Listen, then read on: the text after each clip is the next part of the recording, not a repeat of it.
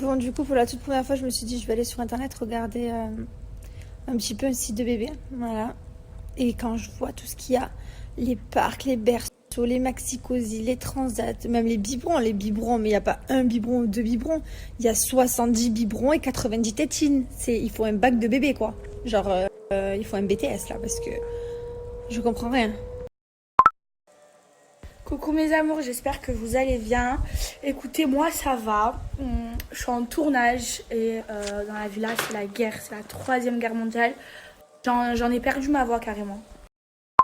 Mes amours, je vais rentrer dans un débat qui m'intrigue, les haters. Comment ça fonctionne là-dedans dans votre tête?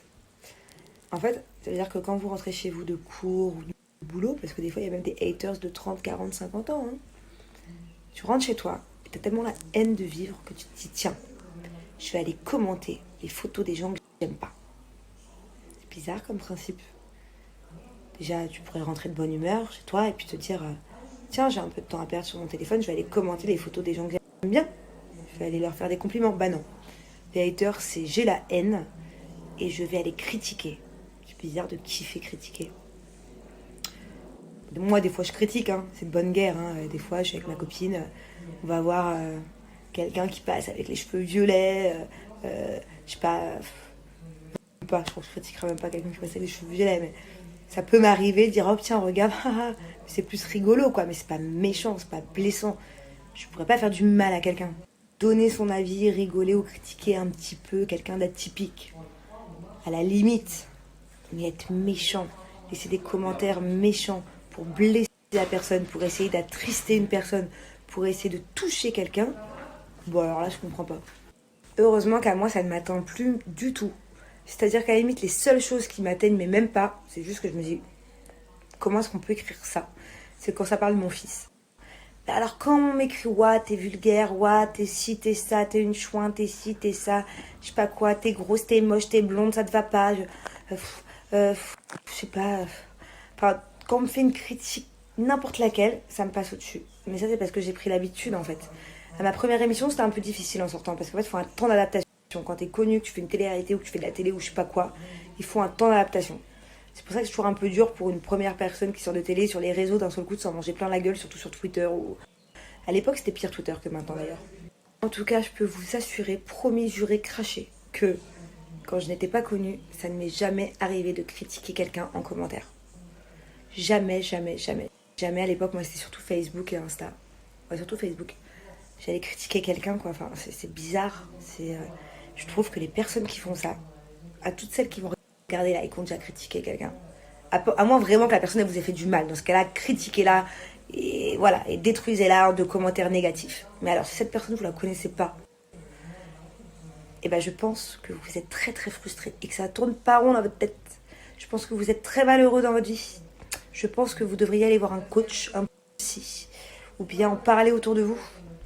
Mais je pense que ça s'appelle avoir la haine, ça s'appelle être jaloux, ça s'appelle Nala arrête de ronfler, ça s'appelle je vous plains quoi. Je vous plains, j'aimerais pas avoir votre life. Qu'est-ce que j'aimerais voir vos profils parce que souvent, de temps en temps, quand j'ai un commentaire négatif, je clique juste pour voir la gueule de la personne qui est en train de m'insulter. Hein, parce que je me dis, je sais pas, ça doit être Miss Univers, ça doit être un bête de beau gosse, ça doit être une meuf laisse tomber. Et bien souvent vous êtes en privé, ou alors c'est des comptes fans. Mais j'aimerais bien voir quel visage, quel physique, quel mental se cache derrière ce genre de commentaires. Histoire de me dire, histoire de comprendre, peut-être. En tout cas, vous faites bien d'avoir des faux comptes ou des comptes privés ou des trucs. Parce que le jour où je vais avoir du temps et que je serai en mode critiqueuse comme vous, je vais vous clasher et ça va faire mal, mais ça va faire mal. Et ça sera pas le même nombre de vues que vous. Mais je pense que je peux, si je m'y mettais un jour, je peux vous détruire vos lives, quoi. Donc voilà, évitez de faire ce que vous n'aimeriez pas qu'on vous fasse. Et c'est pareil, hein, pour toutes les mamans, là, les mamans parfaites qui critiquent ma façon d'élever mon fils. Pas que moi, hein, d'ailleurs, je vois qu'il y a plein d'autres influenceuses qui ont des enfants, ou qui vont en avoir, ou que, voilà, qui se mangent plein de critiques. Mais regardez devant votre porte. Est-ce que moi, je suis là, chez moi, chez vous, à faire la super nanny, à regarder ce que vous faites avec vos enfants? Pas du tout, je ne vous connais pas, j'ai pas envie de vous connaître et j'ai pas le temps pour ça. Donc, s'il vous plaît, C'est comme quand on me dit, mais oh là là, t'es jamais avec Thiago, tu t'en occupes pas. Je suis pas avec lui là. Enfin, là en soi il dort, alors excusez-moi de pas être collé à lui et de le laisser dormir. Mais non, c'est vrai que je suis pas H24 avec mon fils. Alors oui, j'ai mon beau-frère qui m'aide, qui est H24 avec moi, de façon à ce que mon fils soit tout le temps avec moi. Je laisse pas mon fils à la crèche. Je ne serais pas contre d'ailleurs. Mais s'il y avait une crèche privée, si j'évitais de trop voyager comme je le fais. Mais je suis H24 avec mon fils 7 jours sur 7.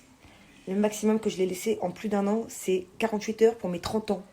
J'ai le droit ou ça se passe comment? Bref, pour finir, les petits haters, les petites gamines ou les darons qui sont frustrés, tout ça. Essayez de me le dire en face. Hein, parce que c'est bien, je me suis jamais mangé de critiques encore en face. Hein. Les commentaires négatifs, là, en face, on m'a jamais rien dit. Donc j'attends un jour de vous croiser et d'écouter ce que vous avez à me dire. C'est bizarre. Et en plus, ce genre de personne, je finis juste ça. Ça va être les premières à demander des photos. Et oui. Les critiqueurs, là, les geeks du critique de haters. Et vous allez demander des photos, c'est sûr. Parce qu'en fait, au final... Bref, bon allez, j'arrête de parler de vous.